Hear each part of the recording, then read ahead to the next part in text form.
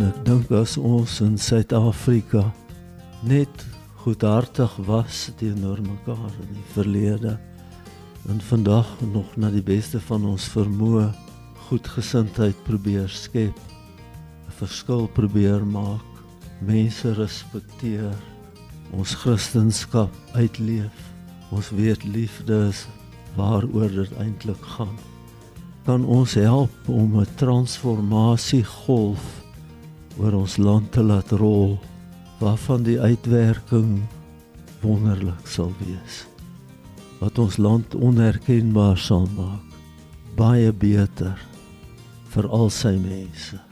Ek is Pieter Steyn. Kom ons gesels land en sand. Brand Pretorius, seker een van die bekendste sakemanne in Suid-Afrika. Jy's 'n skrywer van leierskapboeke, 'n groot motorentoesias. Baie dankie vir die voorreg om vandag hier by jou huis te kuier.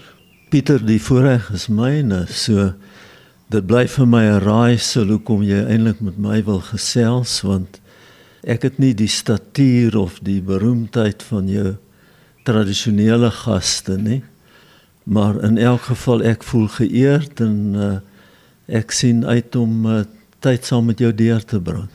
Dink jy maak 'n fout, maar baie dankie. Brand, vertel ons van jou en Joris Koemans se nuwe boek Inspirerende Leierskap. Leierskap is eintlik 'n onderwerp wat soos 'n goue draad deur jou hele lewe span, en dis 'n onderwerp waaroor jy gereeld skryf en al meer as een boek gepubliseer het.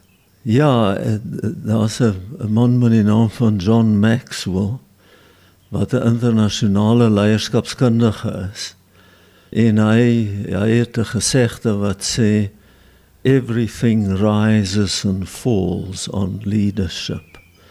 So ek vergelyk leierskap met elektrisiteit.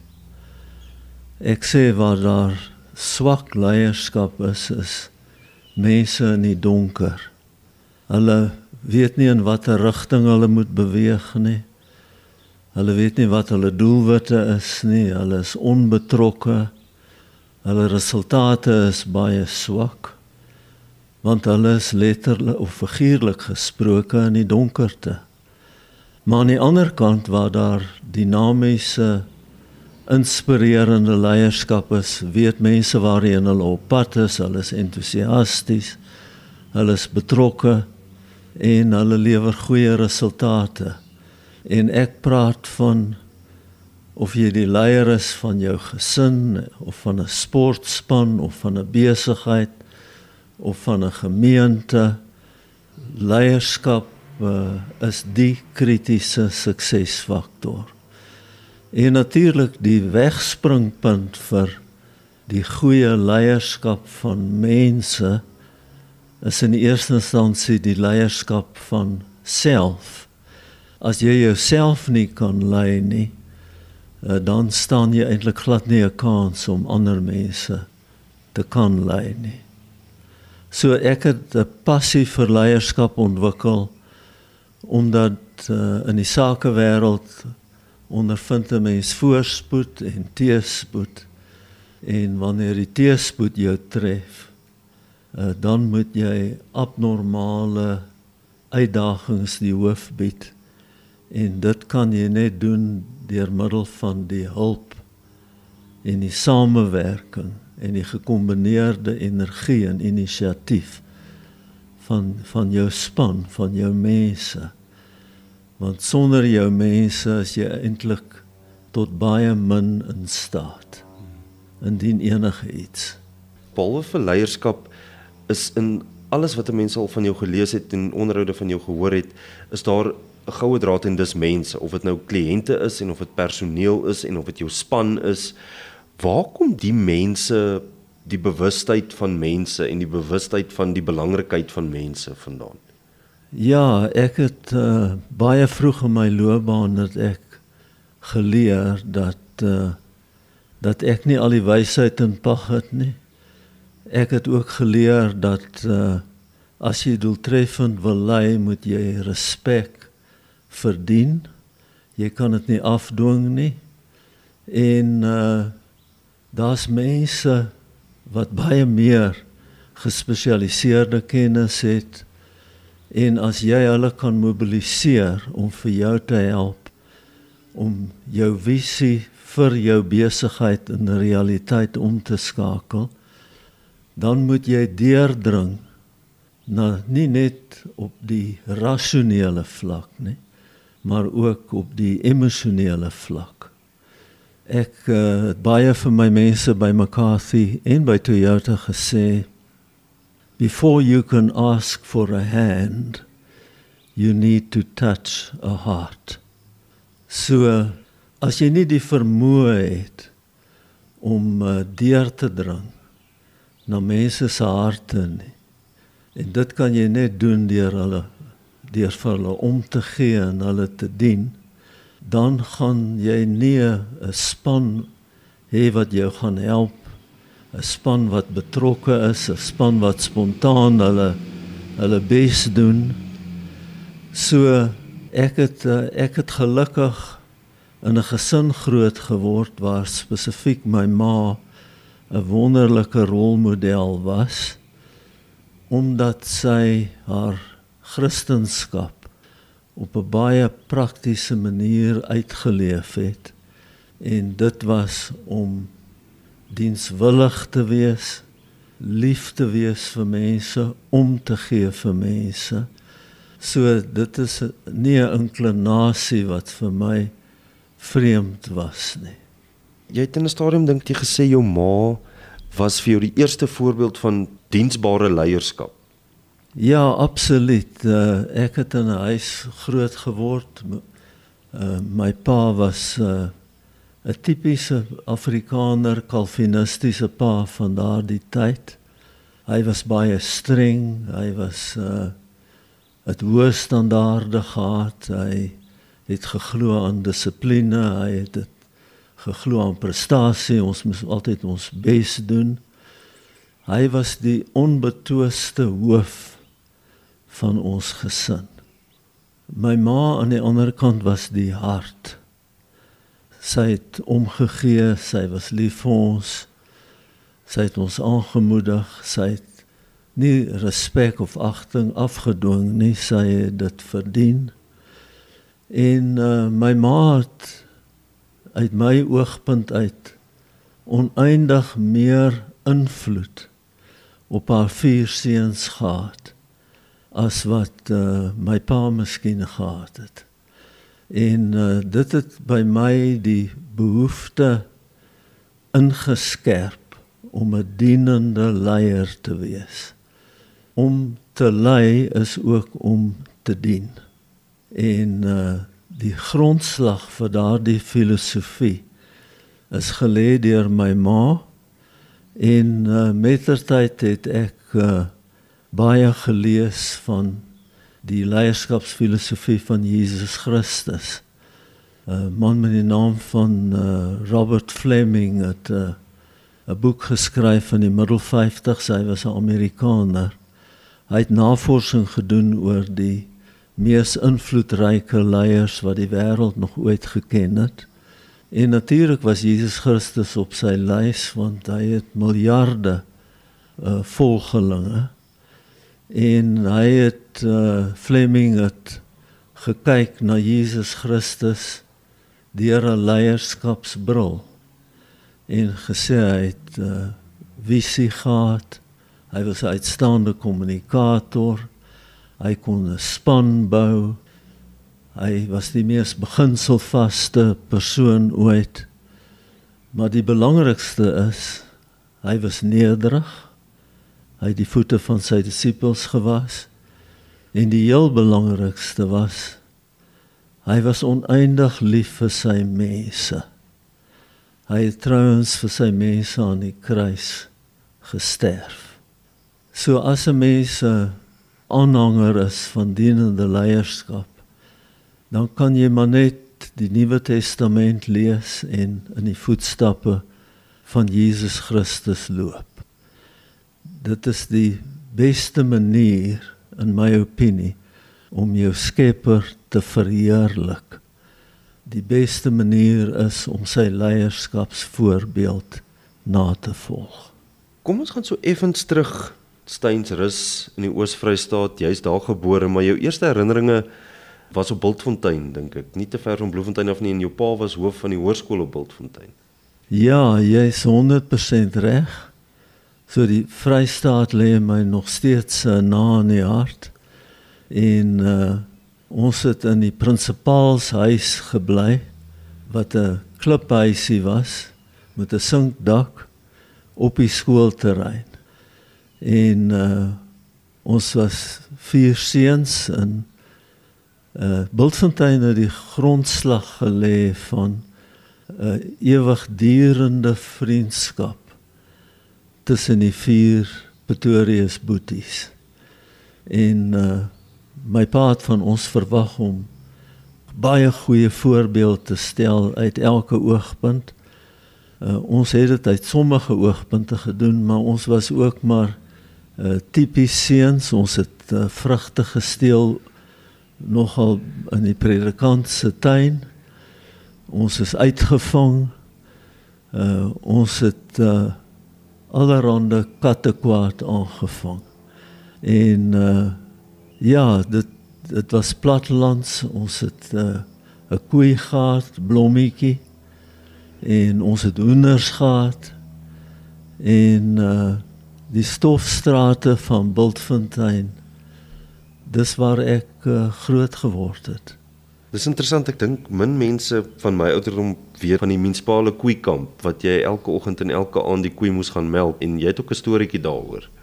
Dis 'n interessante ou storieetjie, maar dit is typerend van hoe 'n mens leer.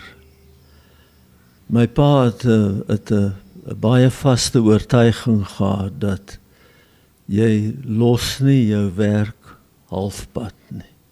Hy het nog sterker geglo aan die aanvaarding van verantwoordelikheid. En ons het beurte gehad om Blommetjie by die munisipale kamp te gaan haal, en Blommetjie huis toe te bring sodat Blommetjie gemelk kan word. En een Sondag in die winter, toe dit net begin skemer raak, toe onthou ek met groot skok dat dis my beurt om vir Blommetjie te gaan haal. En ek hardloop na die munisipale kamp toe, en dit is koud en die wind waai en die son sak en al die vrieskoeie lyk dieselfde. En ek kry nie vir Blommetjie nie. En ek is huilend terug huis toe. My pa sê, waar's Blommetjie? Ek sê, ek kry nie vir Blommetjie nie. My ou boet Henny, wat hom altyd oor my ontferm het gesê, hulle het my oubaas genoem. Oubaas, ek sal saam met jou gaan. My pa het gesê, onder geen omstandighede nie. Brand moet gaan, hy het die verantwoordelikheid aanvaar. Ek het weer huilend teruggehardloop. En met die Here se genade het ek wraggies vir Blommetjie opgespoor. En dit was 'n baie goeie lewensles vir my. Dat as 'n mens in moeilike omstandighede is, dan kan jy dit nie as verskoning gebruik om jou verantwoordelikhede te ontduik nie. Jy moet doen wat jy onderneem het om te doen, en deursettingsvermoë is iets wat 'n voorvereiste is vir sukses. Ons lewe in 'n uitdagende wêreld, en opgee moenie 'n opsie eintlik wees nie. En ek wil hulde bring aan my pa, want die hele lewensfilosofie van doen altyd jou bes, aanvaar verantwoordelikheid, moenie met verskonings kom nie, strewe na uitnemendheid, ontgin jou eie potensiaal. Hy was instrumenteel in die vestiging van daardie lewensbeginsels in sy kinders. Jou pa is toe in 'n stadium verplaas Bloemfontein toe waar hy skoolhoof geword het. Daar het jy eintlik baie keer na die Renault handelaar toe gegaan om net in Renaults te sit, want dis nadat jou ma haar eerste kar gekry het, ek dink dit was in 59, Renault Dolphin, as ek dit nou reg uitspreek. En Renault sou uiteindelik vir jou baie groot passie word, want jy het 'n Renault klub begin, jy laat hier in Bloemfontein. Maar kom ons praat net eers oor jou liefde vir motors, want ek dink op 11 het jy al klaar 'n plakboek vol karre gehad. So my broer Henny wat 6 jaar ouer is as ek. Hy was 'n motorentoesias en ek was onder sy invloed. So Henny is eintlik die oorsprong van my passie vir motors. Ons het Sondagmiddag as my pa en my ma hulle Sondagmiddag slaapie geniet het, dan Henny en ek die 1956 Chef uit die garage uitgetrek in Bultfontein se stofstrate nog meer vol stof gery. En my ma se eerste karretjie was, soos jy sê, in 1959 Renault Dolphin. En ek het 'n Renault fanatikus geword. So Henny het eers my ma die Dolphin gehad, toe Henny, toe Koos en toe ek. Ek het besluit die kar is heeltemal te stadig, so ek het naweke in 'n drankwinkel gewerk. Dis nie dat ek nog nooit weer gedrink het nie. En geld gespaar vir ander uitlaatstelsels en breë wiele en alles wat daarmee saamgaan, en toe het ek 'n Renault klub begin terwyl ek op universiteit was, en dit was vir my baie goeie leierskapsondervinding, want jy moes die behoeftes van jou klublede aanspreek op 'n doeltreffende manier sodat hulle lidmaatskapgeld betaal en sodat jy 'n floreerende Renault klub kon hê. So om 'n lang storie kort te maak, die skakelbestuurder by Renault Suid-Afrika was 'n man met die naam van Vincent Wright. Ek het hom goed leer ken. Ons Renault klub was die grootste Renault klub in Suid-Afrika. Bloemfontein was die stad met die hoogste Renault markaandeel in Suid-Afrika. En toe sluit Vincent by Toyota aan. En toe op daai stadium het ek my meestersgraad gedoen oor die motorhandel. En ek het toe uittreksel uit my meestersgraad verhandeling vir Vincent gestuur. En 3 weke later toe werk ek by Toyota Suid-Afrika. So dit was, mense vra baie keer vir my, hoe het ek van Bultfontein en toe Bloemfontein in Johannesburg geëindig by Toyota Suid-Afrika. Dit was die waarde as gevolg van die goeie verhouding wat ek bevoorreg was om te kon opbou met 'n persoon met invloed by Toyota. En so het my droom waar geword dat my passie ook my loopbaan sou word. En jy sal dit interessant vind, Pieter, dat Vincent Wright, ek bly nou in dieselfde straat as waar Vincent gebly het. So dit is maar net 'n interessante toeval. Jy wou altyd motors ontwerp en jy wou in die motorbedryf werk. En in daai stadium na matriek, ek dink jy was in Blou Skool op Kroonstad, het jy en jou ma en jou pa en onderwysers gepraat en jy het besluit op meganiese ingenieurswese by Tikkies. Maar dit het jou nie baie geval nie. Jy het 'n jaar daar deurgebring en toe besluit om eerder in Bloemfontein te gaan swat, en toe het jy soort van in die BCom rigting beland. Ja, jy stel dit baie mooi diplomaties, Pieter. Almal was dit eens dat omdat ek in motors belang gestel het, dat ek meganiese ingenieurswese moes gaan swat. En ek het toe aansoek gedoen vir 'n E-score beurs. En wonder het ek die beurs gekry. En toe op die trein geklim van Kroonstad af met my tas, die eerste keer wat ek weggegaan het van die huis. En daar by Taaibos aangekom by Tikkies. ek moet eerlik wees, ek het baie moeilik by die universiteits of by die koshuisroetine in die eerste instansie aangepas, want daar was geen roetine nie. Ek het toe ek by die huis gebly het, het ek 10:00 in die aand gaan slaap en 5:00 opgestaan en my ma het goed vir my gesorg en ek het 'n roetine gehad wat gewerk het en toe verval ek daar tussen die koshuisinwoners en dis 'n geraas en dit is partytjies en dis ontgroening en dis senior studente en toe ontdek ek dat ek glad nie van die kursusinhoud, ek kon nie daarmee identifiseer nie, ek het nie daarvan gehou nie. Fisika was 'n toegepaste wiskunde was groot vyande. En waar ek op skool akademies baie goed presteer het ek vir ingenieurswese 2 vakke nie deurgekom nie. Ek het hereksamens gekry en dit toe deurgeskraap. En toe wil ek nie teruggaan nie. Die koshuisomstandigheid het my nie geval nie. Die kursusinhoud was nie wat ek van gehou het nie. Maar my pa moes die beurs terugbetaal. En ek was baie sensitief daaroor. En toe het ek na my ma toe gegaan en vir haar gesê, ek sien regtig nie kans om terug te gaan nie. Sy het met my pa gepraat en my pa het groot begrip getoon. Ek het vir hom 'n onderneming gegee. Ek het gesê dat ek wil hulle toe intussen Bloemfontein toe getrek.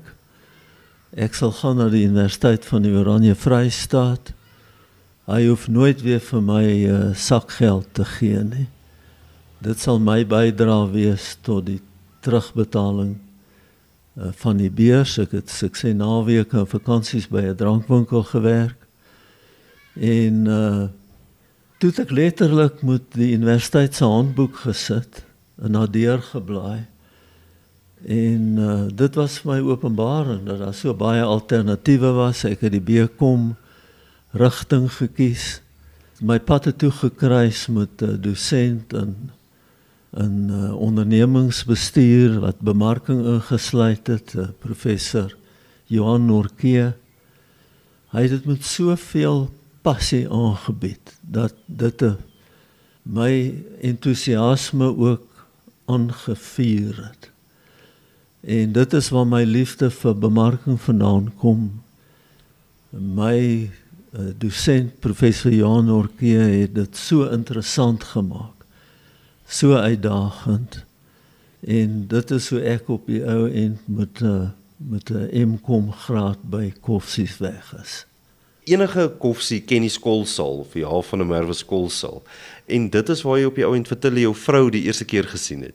Ja, ek was in my 2de jaar BCom en toe het ek na die induksie aand gegaan in die H. van der Merwe skoolsaal en soos Pieter, jy weet hoe dit daar werk. Die dames staan daar teen die muur, kop omlaag. En elkeen het 'n groen boekie wat om die nek hang. So ek het toe vir Tilly gesien en ek het na haar toe gestap en na die groen boekie het ek oopgemaak en gesien wie sy is. En toe het ek met my wysvinger het ek haar kop opgetel, my vinger onder haar kin ingestoot. En ek my asem het amper weggeslaan en ek het daardie aand by die huis gekom en vir my ma gesê ek het die vrou ontmoet met wie ek gaan trou. Dit was natuurlik makliker gesê as gedaan. Moes hy nie daai dolfien stoot in 'n stadium nie? Die dolfien moes hy gereeld aan die brand stoot want ek het met die warm maak van die engine die kompressieverhouding so hoog gemaak dat die dolfien se 6 volt elektriese stelsel kon nie die masjien draai nie. So ek moes altyd op 'n skuins parkeerplek stil hou en as ons terugkom uit die fliek uit of wat ook al moes Tilly die dolfien aan die brand stoot. So, maar in elk geval, desniettegenstaande dit, het Tilly nadat ek al die ander kerels moes uitskakel, het sy daarom vir my ja gesê, en dit was die grootste persent wat ek ooit in my lewe gekry het. Omdat ek 'n Vrystater is, baie lank op Bloemfontein gebly het, is dit vir my fascinerend om uit te gevind het jy het by Kloppers gewerk. En ek dink enigiemand wat langer al as 'n dag in Bloemfontein deurgebring het, weet van Kloppers, en almal in die Vrystaat weet van Kloppers. Maar jy het daar vir Willem Klopper gewerk, hy was die eienaar. Dis nou voor die 6 broers nou. En jy sê hy was maar 'n moeilike man, maar jy het baie by hom geleer. Ja, jesem, nee, ek kan 'n aparte boek oor Willem skryf.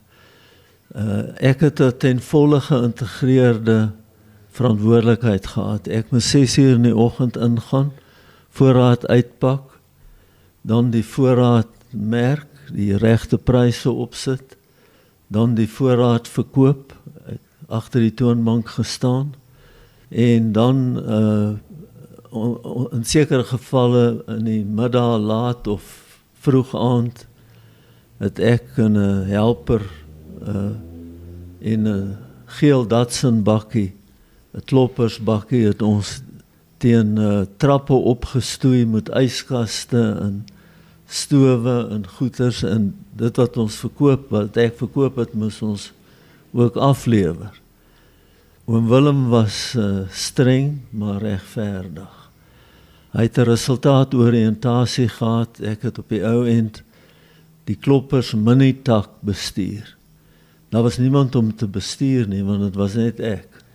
As ek toilet toe moes gaan, dan het ek die winkel toegesluit. Elke middag 4:15 het oom Willem my gebel. Hy het nie middag gesê of niks nie, hy het net gesê, hoeveel geld het jy vandag gevat? En as ek met so 'n dun stemmetjie sê, R15 oom Willem, sê hy, wat 'n duiwel het jy die hele dag gedoen? So ek het toe my mark begin bestudeer, en ek het agtergekom dat die Kloppers mini-tak was naby aan al die banke geleë. In banke, die meerderheid van personeel is dames, en destyds se dames pantyhose gedra. So ek het toe baie meer begin belangstel in my pantyhose produkte reeks, en ek het ontpop as Bloemfontein se nommer 1 pantyhose verkoopsman.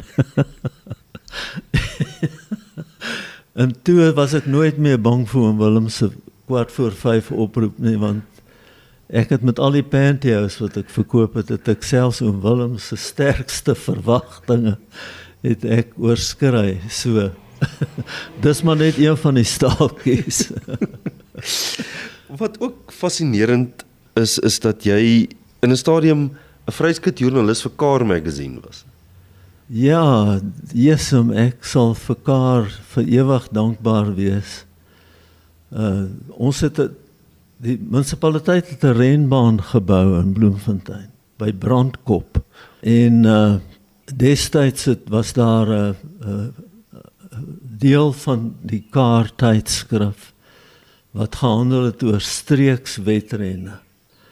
En ek het toe vir Cedric Wright, wat die redakteur was van Car, geskryf en gesê, kan ek is 'n motorentoesias, kan ek die streekskorrespondent word vir Car, en die welkom, die wedrenne in Welkom en die wedrenne in Bloemfontein vir hulle dek. En Cedric het toe met Ellen Ramsey gepraat, wat die seun was van die stigter van Ramsey, Son & Parker. En toe het ek met my ma se Instamatic het ek die Car se korrespondent geword. En die moeilikheid was, omdat ek op Bultfontein groot geword het, was my Engels nie wat het moes gewees het nie. Ek het op Bultfontein net 4 Engelse woorde geken. Dit was yes en no en Ford en chef. en ek het met die Instamatic 'n paar foto's geneem. Die goed was baie geblur. Maar dis die beste wat ek kon doen met my ma se kamera. En ek het toe moet ek in Engels moet ek verslag doen oor die wedrenne wat groot uitdagings aan my taalvermoë gestel het, maar dit was ook 'n wonderlike ondervinding en een van die grootste eerbetonings wat my ooit toegeval het, is toe Kaar 50 jaar oud geword het. In 2007 het hulle vir my gevra om die huildronk op Kaar in te stel.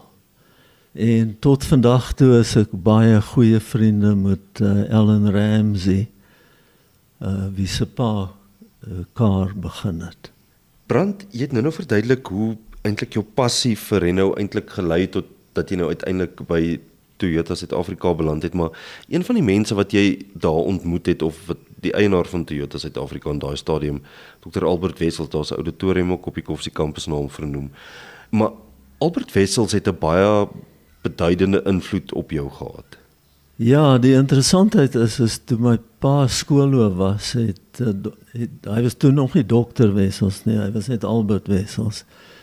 Het hy by geleentheid by ons aan huis oorgeslaap, want hy het 'n klerefabriek gehad op Volksrus, VK.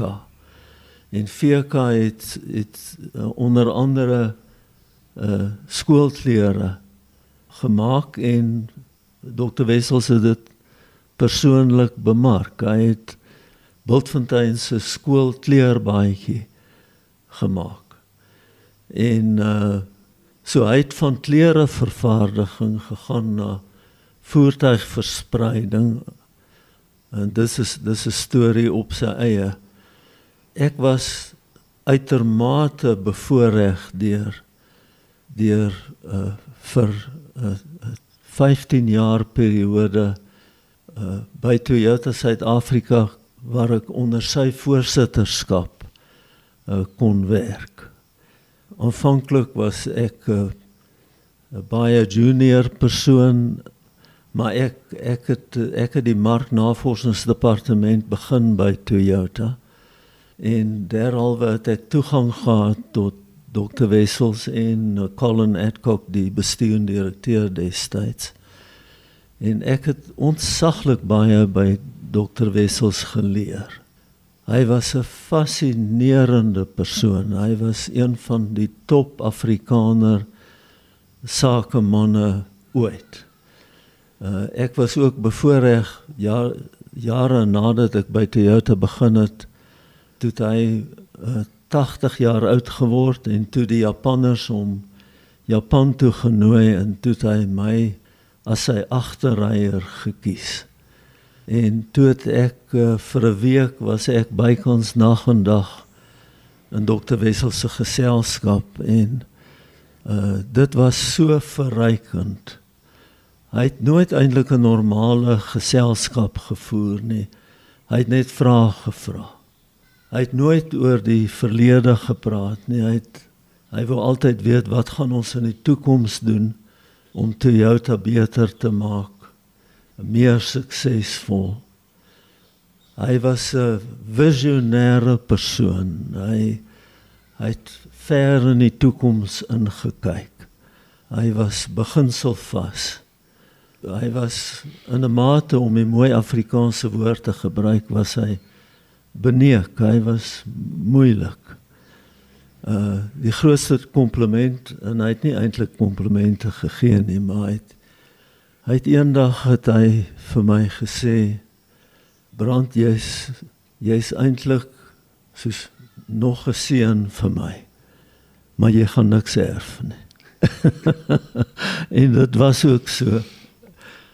Ons het 'n wonderlike verhouding gehad. Ek was bevoorreg, Tilly en ek was al nie familielede by sy begrafnis op hulle erfplaas in die Deelswil distrik. So ek het saam met sy seun Bert het ek Dr. Wessels se graf toegegooi. Maar ek het nooit iets geërf nie. Kom ons praat oor Die waterskeiding oomblik vir jou, dink ek persoonlik, en ook vir Toyota Suid-Afrika, was toe julle die tweede generasie Corolla geloods het. Dit was 'n baie groot oomblik en julle moes beduidende hoeveelheid eenhede verkoop. En jy het gedink so 1000 sal voldoende wees. Ja, ek het geleer wat die impak van ambisie is. So van die eerste generasie Corollas het ons 600 na 700 'n maand verkoop, terwyl Volkswagen 2000 kewers verkoop het en heel wat ander modelle ons heeltemal uitgestof het. En toe kom die tweede geslag Corolla wat 'n baie meer aantreklike produk was en as hoof van navorsing en beplanning moes ek die bemarkingsstrategie ontwikkel. En ek het toe gedink ek gaan hyperambisieus wees. Ek het my bemarkingsspan oor 'n naweek weggeneem, maar Dr. Wessels hy het geglo in die kultuur van suinigheid, a culture of frugality. En al plek wat ons kon bekostig om vir 'n naweek te gaan dinkwerk doen was die Boondoe Inn. So ek en my span was daar by die Boondoe Inn en ons het die Vrydagnag gewerk tot 12:00, toe gaan die ligte skielik af, toe te kerse gereël, toe werk ons tot 2:00 die oggend, die Saterdag het ons gewerk, die Sondag, om 'n bemarkingsplan vir die nuwe Corolla reg te kry. Ek het met baie moed in die raadsvergadering ingestap en 'n aanbieding gedoen en die laaste paar transpirante was oor die verkoopsdoelwit en ek het met trots vir Dr. Wessels en Colin Adcock gesê ons mikpunt is 1000 voertuie 'n maand, is 'n 50% verbetering. En Colin Adcock het vir my gesê, you've got no ambition. It's an insipid target. It's way too conservative. Go away, come back to the board with a plan that will ensure that you sell at least 2000 Corollas a month. Ek het amper van my stoel afgeval. Om van 600 na 2000 te gaan in 'n baie mededingende mark. Ons het nie meer begroting gehad om weer Boondoe Inn toe te gaan nie. Ons het maar die naweek daar by Toyota gespandeer. En ek het 'n troefkaart gehad. Die troefkaart was, ek was bereid om ons te verbind tot ten minste 2000 'n maand, mits ek die begroting kon verdriedubbel. Colin Adcock, soos ek sê, hy het my geleer van ambisie en hy kon besluite vinnig neem. Ek het die aanbieding afgesluit met die begroting. Ek het gedog hy gaan van sy stoel afval. Hy het vir my gesê, you've got it. My keel het eintlik toegetrek, want toe het ek gedink, hulle raad die fabriek vir 2000 Corollas 'n maand. Die wagperiode as dinge verkeerd loop om die kraan toe te draai as daar te veel voorraad is 9 maande. So ons het 'n Corolla bekendstelling gehad wat die Suid-Afrikaanse motorbedryf nog nie beleef het nie. Ons het al die elemente van die bemarkingsmengsel ingespan. En ons het 'n massiewe begroting gehad vir daardie tyd. En Pieter met die genade en 'n wonderlike span en harde werk en Toyota handelaars wat hande gevat het met ons. Ons het 1 maand 4002 Corollas verkoop. Maar die Corolla se verkoopsgemiddeld was nader aan 3000 as aan 2000. En dit het Toyota Suid-Afrika markleierskap besorg in 1981. En dis nou die jaar 2025 en Toyota is nog steeds die markleier, en ons het 'n ten volle geïntegreerde bemarkingsstrategie geïmplementeer. Ek dink professor Norke sou my 'n eregraad in bemarking gegee het as hy my bemarkingsstrategie onder oë gehad het, want ons het al die bemarkingsteorie het ons ingespan om 'n Toyota net in 'n ander liga te plaas. En ek sê dit in nederigheid, ek dink dit was die eerste toepassing van wetenskaplike bemarkingsteorie in die Suid-Afrikaanse motorbedryf op 'n geïntegreerde basis. Wat het dit behels net so kortliks? Dit het behels behoorlike produkbeplanning met die regte variante vir verskillende behoeftes, 'n produkreeks wat van die goedkoopste, die 1300s, gedek het tot meer sportiewe modelle, goeie waarde vir geld, 'n hoë vlak van standaard toerusting, en ons het 'n reklameagentskap gehad wat so skepend was. Van ons televisieflitse het internasionale toekennings gewen. En dan moet ek weer terugkom, ons het die handelaarsnetwerk dramaties uitgebrei van 180 Toyota handelaars na 320 toe.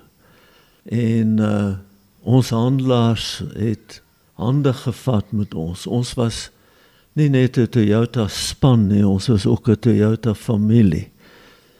Gedurende daardie tyd het ons die Toyota slagspreuk van alles loop reg, altyd reg, het ons gebruik.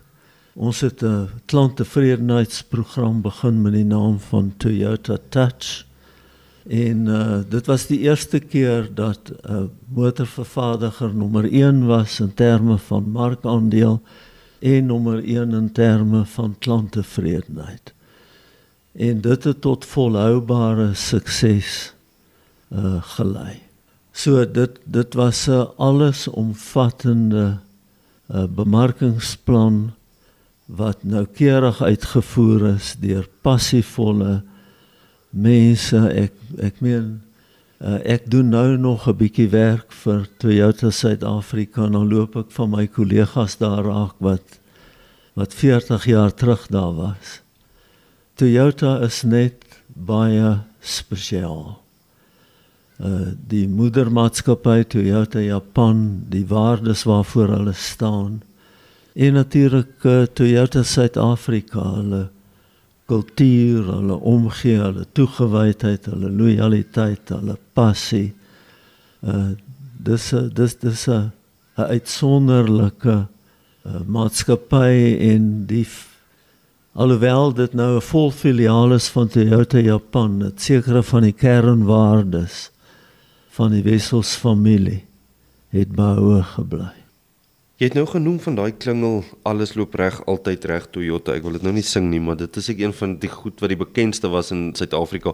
Maar daar is ook so 'n kort storieetjie oor waar daai alles loop reg, altyd reg Toyota vandaan kom. Ja, ek kom weer terug na die destydse bestuurende direkteur Colin Adcock, wat 'n reklame agtergrond gehad het. Hy was die bestuurende direkteur van 'n reklameagentskap met die naam van Lindsay Smithers. En ons het nie 'n afsluitingslese gehad vir Toyota nie, en dit was 'n leemte. En toe gaan Colin en sy vrou Irma met vakansie, en hulle besoek die Engelse, die Britse platteland. En een middag laat sit Colin in sy kamer en hy lees die plaaslike koerantjie. En hy kom op die agterblad waar die sokker en die goeders bespreek is, en hy sien daar's 'n klein advertensietjie van 'n Toyota handelaar op een of ander obskure plek in die Britse platteland. En dis 'n diensadvertensie, dit was net voor die Paasnaweek, bring your Toyota in for a thorough check and service. En aan die einde sê nou maar dit was Ulster Toyota, everything keeps going right Toyota. Toe Colin dit lees, toe weet hy, dit is die slagspreuk wat ons in Suid-Afrika moet hê. Hy bel die handelaarskap, hy vra om met die eienaar te praat, hy vertel vir die eienaar die hele storie, wie hy is, waar hy vandaan kom, waarvoor hy goedkeuring soek. Die eienaar weet, het nie 'n idee van everything keeps going right Toyota nie. Hy het nog nooit sy eie advertensies se slagspreuk gesien nie. Hy sê toe vir Colin, ek sit jou deur na die diensbestuurder, jy moet maar vir hom vra. Colin gaan deur dieselfde proses met die diensbestuurder. Die diensbestuurder sê, Mr. Adcock, with pleasure. If you want to use it, use it. I came up with it, but please use it. Colin bel vir my, onmiddellik, hy sê vir my, hy land Saterdagoggend 10:00 op Jan Smits, soos hy destyds bekend gestaan het. En wat ek moet doen, ek moet onmiddellik vir Dan Hill bel, wat 'n orkes gehad het. Ek moet vir Dan Hill vra om 'n deentjie te koppel aan die Everything Keeps Going Right, en ek moet vir Len van Sail, wat 'n kollega van hom was by Lindsay Smithers, vra Len moet opkom met 'n Afrikaanse vertaling. En 11:30 Saterdag moet ek en Dan Hill by sy huis opdaag, en dan moet die klingel, die deentjie met alles moet reg wees. So 11:30 die Saterdag is ons daar by Colin se huis, en hy het 'n klavier by sy huis, want sy vrou Irma het klavier gespeel, en Daniel gaan sit agter die klavier, en hy sing. Everything keeps going right Toyota. En hy wil nog vir Colin sê, hy het nog 'n hele paar ander alternatiewe. Colin sê, that's it. Hy bel vir Len, hy sê, Len, wat is die vertaling? Alles loop reg, altyd reg, Toyota. En ons het vir 20 jaar miljoene ronde in daardie slagspreuk belê. Dis 'n belofte. Beloftes maak skuld. Dit het druk op Toyota geplaas, op Toyota se handelaars, om seker te maak dat ons aan daardie belofte gestand doen. Ons het aan die begin insidente gehad waar mense gesê everything doesn't keep going right. Maar dit is hoekom ons die Toyota Touch program begin het. Wat gesê het, ons moet bestaan vir ons kliënte. Ons moet nie oppervlakkige verhoudings met ons kliënte hê nie, ons moet met hulle trou. Ons produkkwaliteit moet van so 'n aard wees dat betroubaarheid sinoniem word met Toyota. Die diensondervinding, die hele eienaarskapondervinding, van die aankoop tot die verkoop, moet gestand doen aan die belofte van alles loop reg, altyd reg Toyota. Dit moet geen risiko aankoop wees nie. Mense moet Toyota koop omdat hulle Toyota vertrou. En dit het die grondslag gelê vir Toyota se markleierskap. Daar was 'n verknogtheid, 'n verbintenis tot die lese van alles loop reg, altyd reg Toyota. Maar alles het ook nie altyd reg geloop nie. Ek weet een van die groot uitdagings was na PW Botha se Rubicon toespraak, toe het jy 'n bietjie probleme gehad om onderdele in te voer. Maar daar was ook die staking in 92, ek dink dit was NUMSA wat gestaak het, en dit was 'n baie groot uitdaging. Ja, al twee uitdagings wat jy noem was het amper Toyota se ondergang bewerkstellig. In 1986 na groot oproer, sosiale onrus in Suid-Afrika, het Japan ingestem om saam met Amerika, trouwens dit was 'n Verenigde Nasies besluit om handelssanksies teen Suid-Afrika nog strenger te maak. En natuurlik het ons het 66% plaaslike inhoud gehad. Ons kon nie motors bou sonder Japaneese komponente nie, want die meer gesofistikeerde onderdele het van Japan afgekom.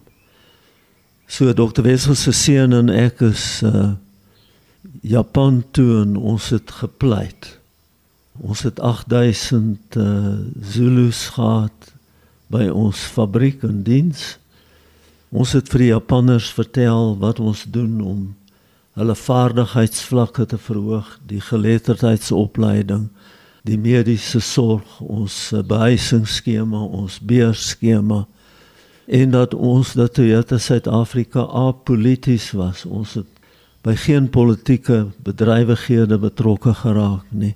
Maar ons het al hoe minder karre kon ons bou. En Toyota se kontantvloei het geweldig daaronder gelei. En Dr. Wessels en Bert en ek het by al die plaaslike banke aangeklop en oortrokke fasiliteite gekry en ook gehelp dat van ons handelaars finansiëel staande gebly het. Bert en ek het Japan toe gegaan, ons het die topbestuur gesien, ons het gepleit en hulle het ons op 'n manier gehelp wat dit nie die verskaffing van spesifieke komponente wat ons gekort het, dit was nie sigbaar nie. Dit was ons het derde party kanale gebruik en Toyota het dit oorleef. En toe die ironie is in 1992 in die aanloop na die eerste demokratiese verkiesing wou NUMSA net wys wie die mag in Suid-Afrika en hulle het 25% loonverhoging geëis en na die markleier toe gegaan, Toyota, en ons het gesê dis onbekostigbaar en hulle het begin staak en hulle het vir 49 werksdae gestaak. Dit was 'n absolute katastrofe. Weer eens die handelaars se lewensvatbaarheid was in gedrang. Toyota se lewensvatbaarheid was in gedrang want Toyota was toe 'n familiebesigheid.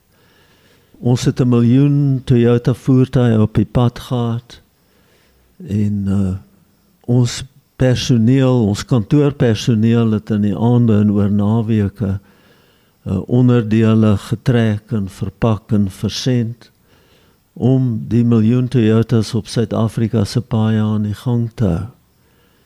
So dit was 'n baie moeilike tyd. Die grys hare wat ek het daar begin. Kort daarna, ek dink 3 jaar later, toe het McCarthy jou gebel om daarby hulle aan te sluit, maar dit was nie vir jou 'n maklike besluit nie, dit was amper soos 'n sielswroging aanvanklik en later het jy 'n dokument geskryf om dit vir jouself duideliker te maak.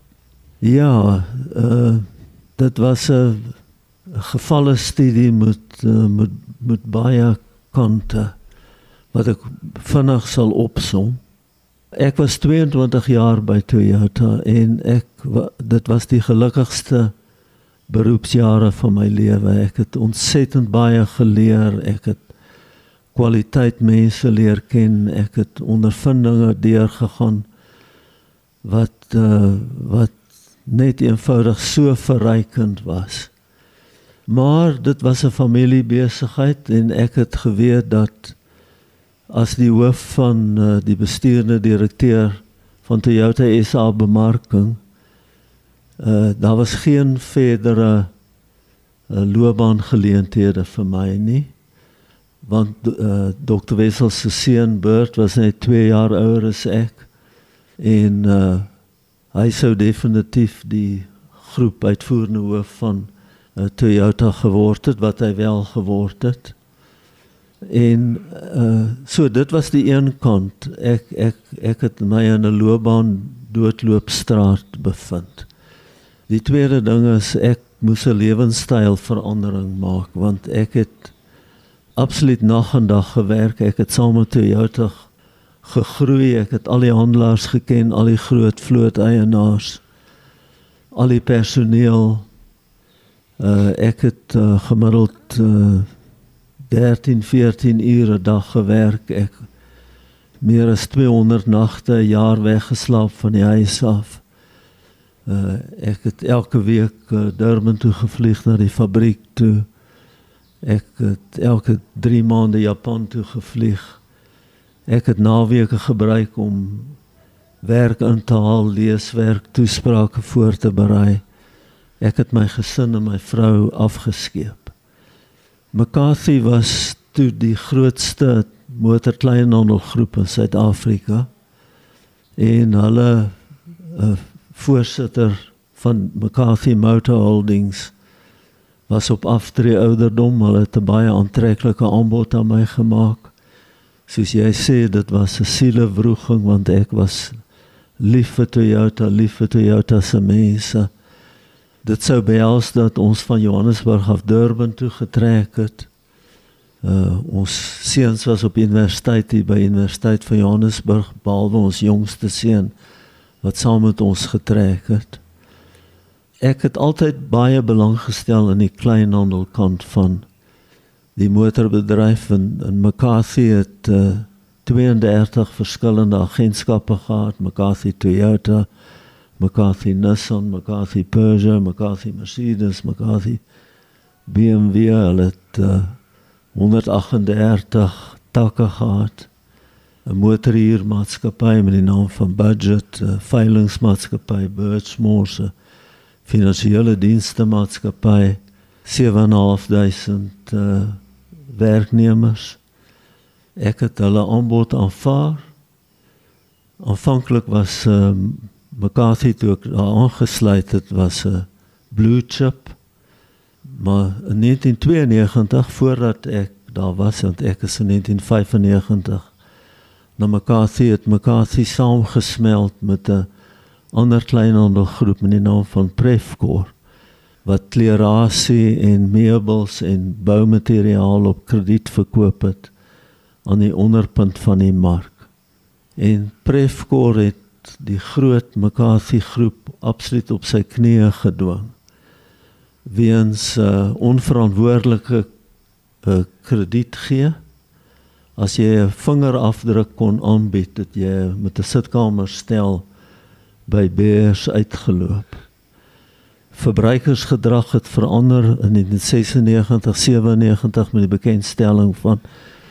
bekendstelling van selfone, waar klerasie en meubels hoog op die ontwikkelende mark se aankope lys was, het dit geval na 5de en 7de posisies en mense het geld gespandeer op selfone, op ligtyd, dobbelary is gewettig gedurende daardie tyd, die nasionale lotto is gelanseer.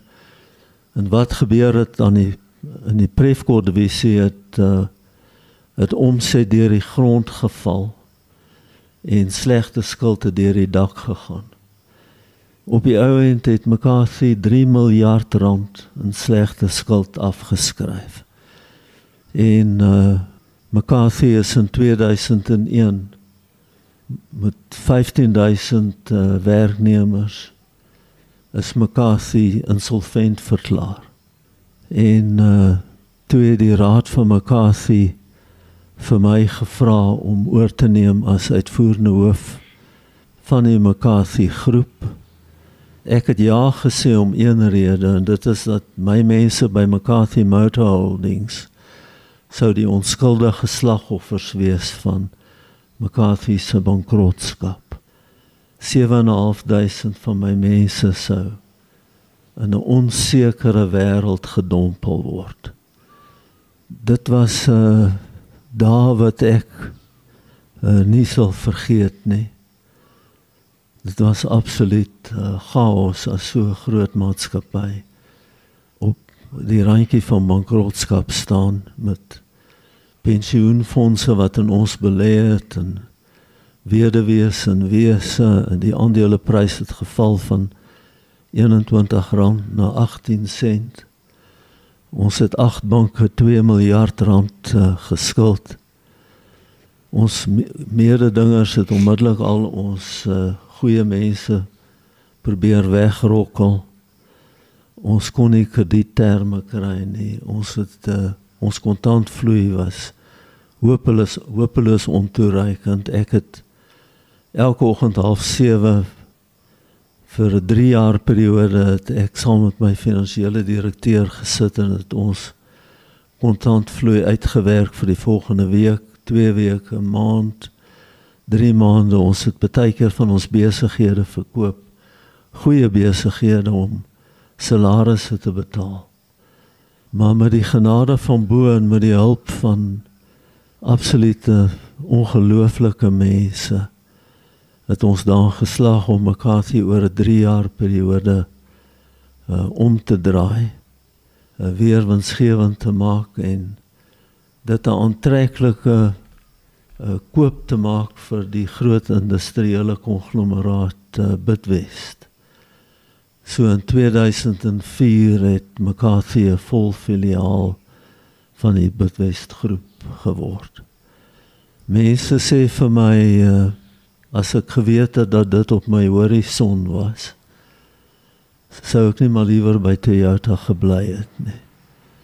En ek glo dat die Here die McCarthy krisis op my pad geplaas.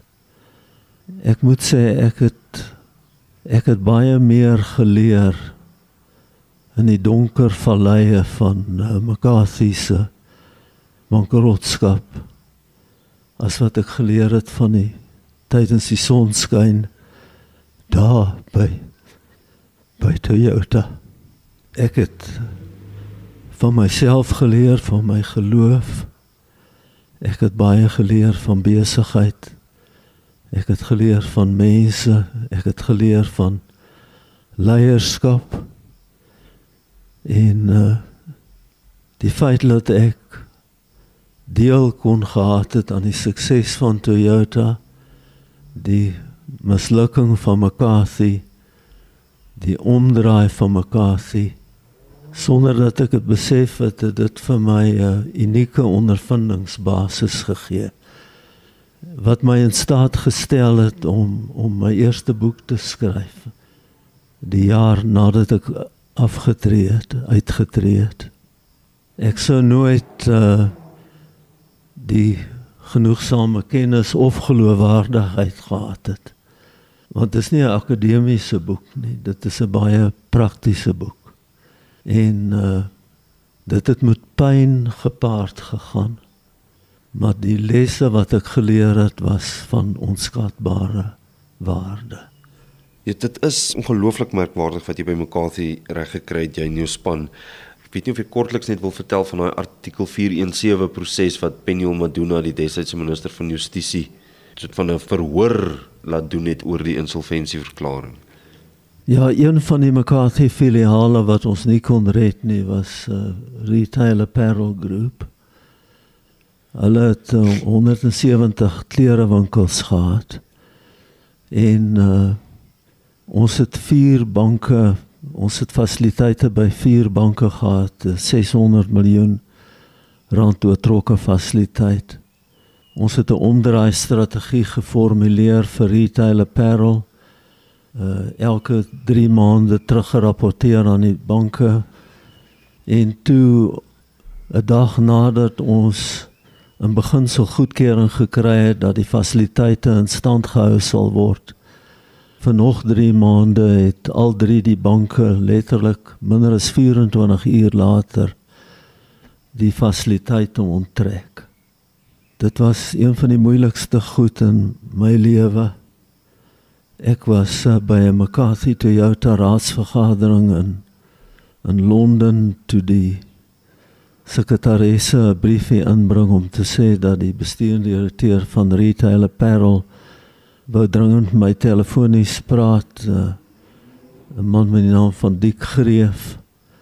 Hy het vir my gesê dat die bank ons fasiliteite opgeskort het. Ek het onmiddellik teruggevlieg Ek het gepleit, maar dit was te vergeefs. Ek het na Retail Apparel se hoofkantoor gegaan en vir 2200 mense moes ek gaan sê dat die maatskappy gelikwideer word.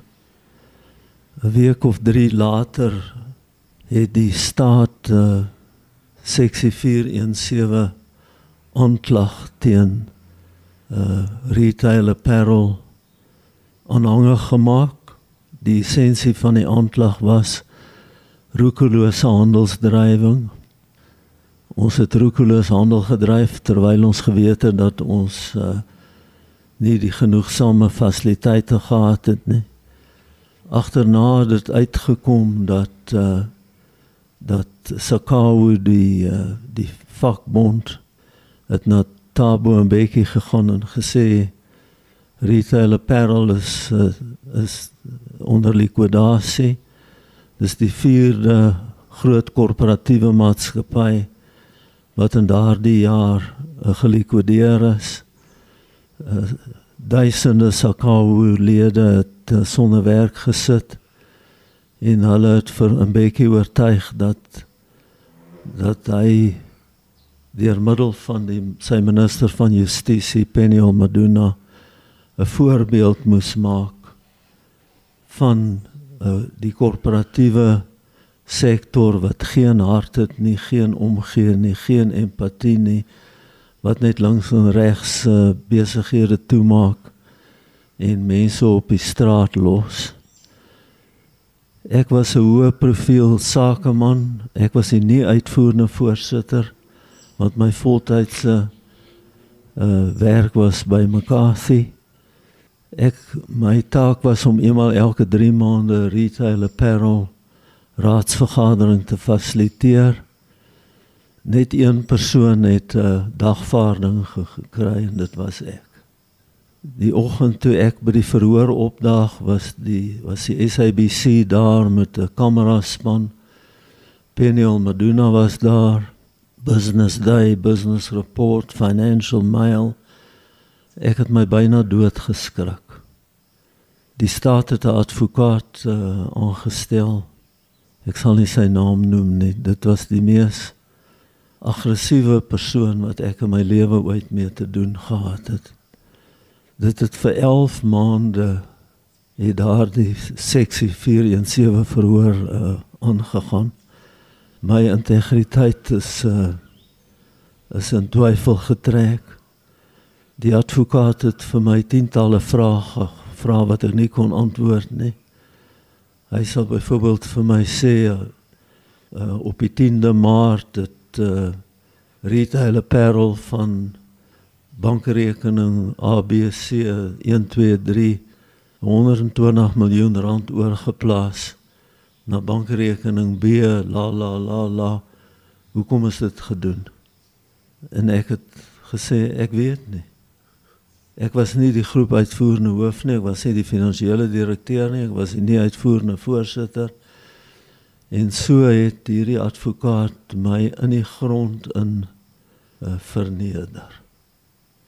Die uiteinde van die saak was 11 maande van my lewe wat 'n absolute nagmerrie was. Hulle kon niks bewys dat ons nalatig was. Die banke het kom getuig dat ons 'n 600 miljoen fasiliteit by 4 banke gehad het, dat dit nie roekelose handeldrywing was nie. So dit is 'n ondervinding wat geweldig pynlik was, baie vernederend. Dis iets wat baie letsels by my gelaat het. Maar julle is toe op die ouend soort van kwytgeskeld of onskuldig bevind dat julle nie enigiets verkeerd gedoen het nie. Ja, daar was geen negatiewe bevinding wat ons integriteit aanbetref nie. Daar's 'n aanhaling in een van jou boeke van Napoleon, Leaders Deal in Hope. Is dit jou soort mantra ook? Ja, toe McCarthy bankrot was, het ek 'n disipel van hoop geword. Hoop is soos die lewe self. As 'n mens hoop verloor, dan is die stryd daarmee heen. Ek glo dat ons hoop aan die gang moet hou. Ek dink dis in Romeine 4 vers 18 wat geskryf staan, selfs toe daar geen hoop meer was nie, het Abraham nog gehoop en geglo. Maar dit help nie dat 'n mens net naïewe hoop het nie. Hoop is ook 'n werkwoord, 'n mens moet hoop doen. En dit is deel van my lewensfilosofie, dat ek weet wat die krag van hoop is. Ek het dit eerstens ervaar. Hoop gee energie. Hoop gee vindingrykheid. Hoop gee moed. Die interessantheid is as 'n mens betrokke raak om hoop te gee, dan kom jy met mense in aanraking wat hoop doen. Dit is die antitese van mense wat, ek noem dit toksiese gesprekke het wat vergiftig. Siniese mense wat afwaartse spiraal gesprekke voer. As jy met mense te doen kry en jy werk saam met mense wat hoop doen, dan kry jy moed. Jy hoef nie groot goed te doen nie. Nou 'n paar maande terug vlieg ek Kaap toe en ek ry in stad toe vroegoggend en daar's 'n groot advertensiebord wat sê kindness changes everything. Dit was iets wat ek by my ma geleer het. Goedhartigheid en omgee verander alles. En ek dink as ons in Suid-Afrika net goedhartig was teenoor mekaar in die verlede en vandag nog na die beste van ons vermoë goedgesindheid probeer skep, 'n verskil probeer maak, mense respekteer, ons Christendom uitleef, ons weet liefde is waaroor dit eintlik gaan, kan ons help om 'n transformasiegolf oor ons land te laat rol, waarvan die uitwerking wonderlik sal wees, wat ons land onherkenbaar sal maak, baie beter vir al sy mense. So ek stem met Napoleon saam. Leiers is kom ons sê dit maar disippels van hoop. Daar's so 'n mooi aanhaling van Helen Keller. Sy was doof en sy was stom. Sy het gesê of geskryf, hope sees the invisible. Hope feels the intangible. And hope achieves the impossible. Brand, baie dankie dat ons vandag kon gesels met jou en al jou wysheid en ervaring in die lewe deel. Baie dankie, dit was 'n voorreg geweest. Pieter, die voorreg was alles myne.